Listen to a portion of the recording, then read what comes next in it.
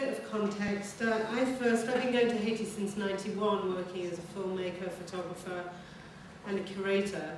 But I met the artists in 2006, and I was working for the Liverpool International Museum of Slavery. And they wanted to commission a Haitian artist to do a major sculpture to be a permanent exhibit. And I knew a lot of Haitian artists anyway, but I didn't know these guys. And the minute I met them the first time, I knew that they were right. And I commissioned them as a collective, in fact. And they made an amazing piece, which is now the first thing you see if you go into the Museum of Slavery in Liverpool. My personal thing is I just want to speak, I'm speaking on behalf of the artists, and I think the film has to be viewed in context. I think it's perfect for this conference, but all the way through, towards the end of the film, I think I'm signposting myself as the author of the film, you know, in little ways. And that final shot is the final signpost, which is, I am the author of this film. It wasn't a collaboration. As in, I forced Eugène. I kept saying, you must sing this song. He was like, I don't even like singing. And I wanted to make sure people knew that. And also, that basically, I'm also portraying an aspect of their work that interests me. You know, and the links between sex, death, and artistic creation is what drove me to make the film. And also, I think that their use of art as a sort of talisman against poverty and death. But I just want to make sure that, you know, because they don't just make work about Gede, and I know there's a certain discomfort from the artists. The people that see this film think that all they're making is work with large penises and skulls. And that's just what I was looking for. And also in another context, there's going to be a big show that I'm working with the Fowler Museum next year. And it's about the spirit Gede. So in a way, the film was made with that show in mind. So I think they would probably like to say that they also deal with many aspects of Haitian reality, including the politics, history, cultural history, and economics. And this film is a sort of narrow sort of focus on a strong but not exclusive aspect of their work, really. And there's one other small thing I want to say is when we show this film, many people, certainly from Europe, are always very shocked and want to know where they get the skulls from. And we're certainly having a problem now because they're going to be shown at the Venice Biennale this year, and we're having to get letters to prove that the skulls were taken criminally, which is quite a hard letter to get, really. The skulls actually, when people aren't actually buried in Haiti, they're put in the tombs. But there's a limited amount of tombs in the municipal cemetery, so you basically rent a tomb for 3 months. And it's really a ritual to be part of the burial process, to have somewhere to put the body. But after 3 months, you know, it's just taken out and put on the side of the cemetery, and then the tomb is used again, unless you know your family can pay for a tomb full time. So there are lots of skulls around, and when it rains, they get washed out of the cemetery. So they're quite easy to come by.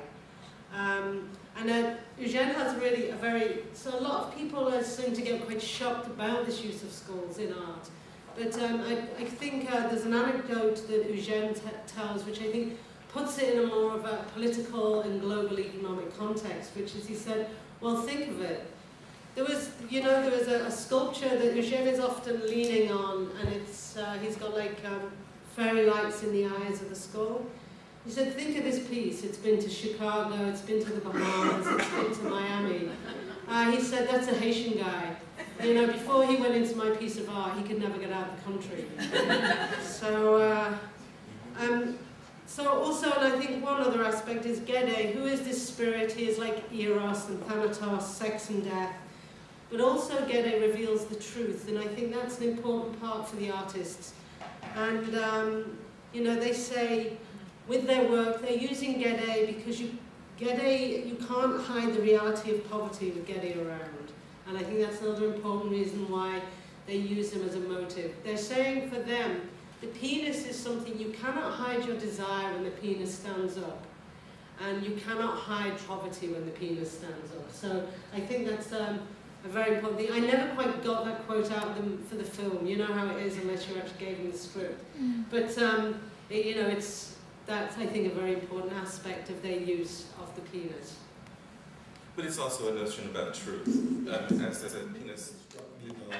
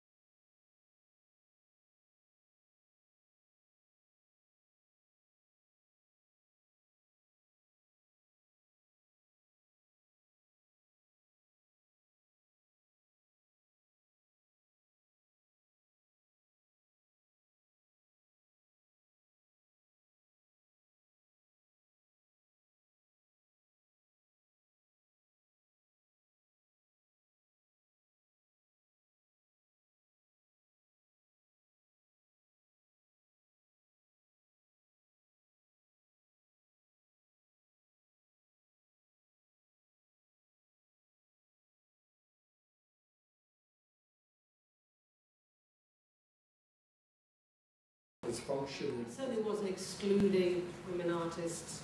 And I think that is a social problem within Haiti. I mean, feminism really as a movement has only really taken place in the bourgeoisie.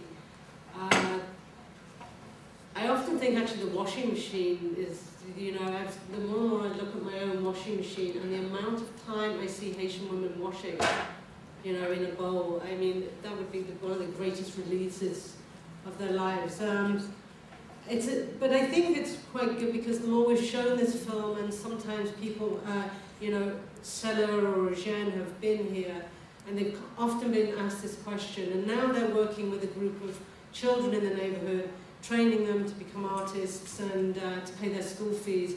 And now for the first time there are 4 or 5 young female artists, all teenagers. So I think it's something that's starting to change.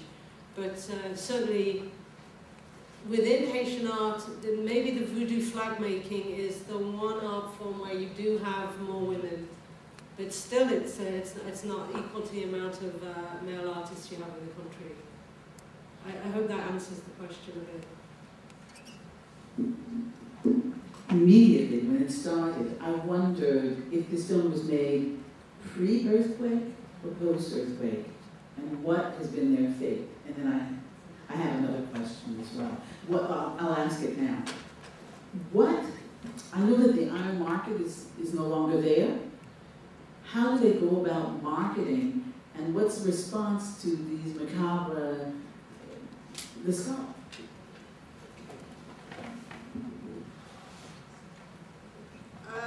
Okay, since the, it was made before the earthquake, although possibly it's hard to tell. Oh, sorry. So it was made before. It was made between 2007 and 2008. One of the artists, called Loco, died in the earthquake. The area is still a labyrinth, although the labyrinths have changed in direction a little bit, and there's a few piles of rubble to climb over. In a lot of ways, I would say that most of the artists were really saved by their own poverty, because they only really had corrugated iron to fall on them. The one artist that died, he'd gone to the main street to have a drink in a bar, which of course was concrete floors. They're still carrying on working as they always did. So, I mean, you know, there's the shot. It pans down that big 40-foot sculpture with a sort of bouncing dick, and I sort of put that in a way. I was trying to highlight the women's position within the community, that she's sort of washing someone's pants at the bottom of this huge sculpture. But that actually survived the earthquake. It was still standing, and it was seen really very much as a very positive symbol of hope for the community, that huge sculpture didn't fall. Now, in terms of marketing, I think it's a complex thing. They've been noticeably, I think, ignored by the galleries in Port-au-Prince. The galleries that sort of market a more sort of naive art, you know. And they're sort of obviously quite bitter about that, and they do feel that their art is far more understood by people that come from outside of Haiti. And also, maybe it's worth pointing out, twice they've had their work burned in Haiti. One was an exhibition at the town hall, a state-run exhibition, and an evangelistic preacher organized, he paid the staff there, and Eugène was called, and Eugène actually had to stand at the back of the crowd, and no one knew who he was, to see 40 of his major pieces burnt in a huge bonfire. And because of the skulls. Well, because they said, because it's representing voodoo. And then this happened again in 2004, in the sort of chaos that ensued after the second coup against Aristide, when the so-called rebel forces were coming from the north. The rebel forces went into an exhibition that had a lot of their work, but also Pierre Barra, another great Haitian artist, another voodoo artist. And yet again, all the work was burned, and for the same sort of evangelical reasons, that it represented a threat against Christianity, I would say. So, and in terms of marketing, I think they do sell some smaller pieces to certain collectors, but I think it's museum work, and now they're finally getting shows in larger museums. And this big show at the Fowler Museum next year, which is dedicated to Guédé, there's going to be a whole gallery just for their work, and I think that will be marvellous. And also, they're represented in the Haitian Pavilion at the 54th Venice Biennale coming in June. So I think finally that it's been very hard. It's hard to get the work out of the country. It's interestingly, after the earthquake, certainly Sellers and Eugène's main output was pregnant women. And so that was what they kept making again and again and again. And there was a show in Milan, and every piece was of a pregnant woman. So I think they're dealing with the body as, I think it's desire and hope, and response to trauma, and maybe Louis, you can chime in there. Actually, I asked them that question after the earthquake, and I went to the community, and by the way, to see them just still working. There's a constant working and creating in this space. But there's a noticeable difference in what they've been producing after post-earthquake, and I think a lot of it has to do with this response to trauma and perhaps the spirit of longevity, or to keep going. I think that's important, but well, there's several things. I mean, the initial thing about motifs of pregnancy not only have possibility, but it also raises the question of future separation. And what's very interesting is that there's a point at which there's a sense of inclusivity that begins to raise the question of self-sufficiency. And that's one of the things I was talking about when I looked at the whole space. It seems to be converging into a discourse of almost auto-structural and then eventually auto-erotic. So it strikes me that those other levels are also raising the question of the autoerotic.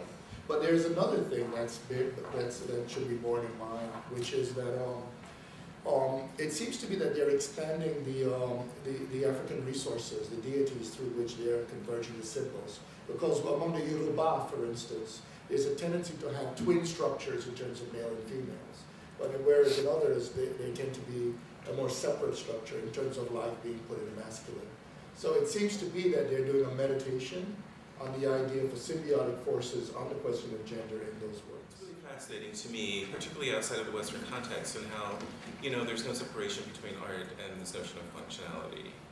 And there's this beautiful line by Loco, by the way, that was interviewed, when he was interviewed last year, and he says, I can do anything here because everything's right in front of me. I take anything and I can turn it into something. I just use what's in front of me. And to me, that was just a beautiful line because, he's stating that, these basic objects are just not just things, but they're things that can be transformed. There's use for them as, in their everyday lives. They can transform them to make into elements or objects to use in their everyday life functions, but also they can make them into sculptures. But I don't think they make a difference between the two. But I also want to talk about this notion of consumption and the items that are there in that space. And I spoke to Charles Mills earlier this week about this current article that I was writing, and I mentioned his article on black trash, and this notion of environmental injustice, you know, and how these objects seem to be dumped in distinct places, but particularly this notion of what we identify as trash, you know, because what we consider trash in the West is not really things that might not be unuseful, rather it's trash because it's not new anymore, right? And interestingly, what we might consider valuable in terms of shoes, right. they are like, we don't need exactly, that. That's what I was leading to. I mean, one of my favorite sculptures is by Leah when he mentions these shoes. I'm like, he's like, what's going on? Why are they sending us these things, right? We don't need those. Right. So I think that's a really interesting comment about this notion of, you know, international politics, of consumption, and also this notion of environment. What's interesting though